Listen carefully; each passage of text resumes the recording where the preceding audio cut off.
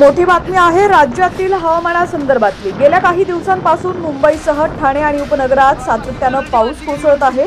यामुळे उन्हाच्या काहिलीने त्रस्त झालेल्या नागरिकांना मोठा दिलासा मिळालेला आहे। हवामान विभागाने दिलेल्या माहितीनुसार आज मुंबई ठाणे उपनगरासह तब्बल 11 जिल्ह्यांमध्ये मुसळधार ते अतिमुसळधार पाऊस होऊ शकतो असा इशारा दिलेला आहे। यामुळे ऐन मे महिन्यात नागरिकांची दणादण उडणार आहे। हवामान विभागाने दिलेल्या माहितीनुसार राज्यातील उर्वरित भागात हवामानात मोठे बदल जाणवणार आहेत। काही ठिकाणी ढगाळ वातावरण तर काही ठिकाणी हलक्या स्वरूपाचा पाऊस पडण्याचा अंदाज वर्तवण्यात आलाय।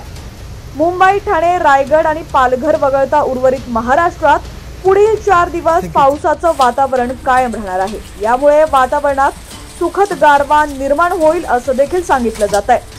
दरम्यान कोणकोणत्या ठिकाणी कोणता अलर्ट जारी करण्यात आलाय पाहूयात। त्याआधी तुम्ही HPN मराठी न्यूज चॅनल पहिल्यांदाच पाहत असाल आणि अजूनही चॅनलला सबस्क्राइब केलेलं नसेल तर नक्की सबस्क्राइब करा, जेणेकरून आमचे अपडेट्स लवकरात लवकर तुमच्यापर्यंत पोहोचतील।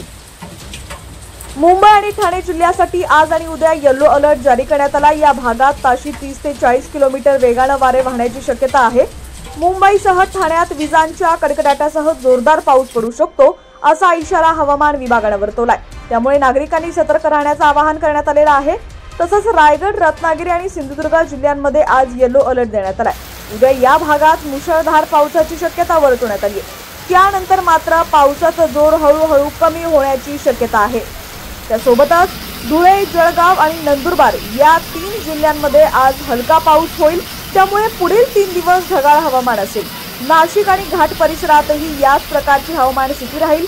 तसंच राज्यातील अहिल्यानगर, पुणे, घाट परिसर, कोल्हापूर, सातारा, सांगली, सोलापूर, छत्रपती संभाजीनगर, बीड, लातूर, धाराशिव, अकोला, अमरावती, बुलढाणा, भंडारा, वाशिम आणि यवतमाळ या जिल्ह्यात हवामान विभागानं मुसळधार ते अतिमुसळधार पावसाचा ऑरेंज अलर्ट जारी केलाय। या जिल्ह्यांमध्ये ताशी 50 ते 60 किलोमीटर वेगाने जोरदार वारे वाहण्याची शक्यता वर्तवली जाते।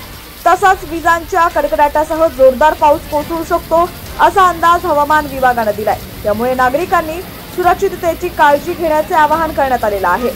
विशेष म्हणजे अहिल्यानगर, पुणे, सातारा, सांगली, सोलापूर, कोल्हापूर, बीड आणि धाराशिव या जिल्ह्यांमध्ये गारपिटीची शक्यता देखील वर्तवण्यात आली आहे। अंदमान निकोबार बेटांपासून पुढे सरकणाऱ्या वाऱ्यांमुळे राज्यातील पावसाचा जोर वाढलाय।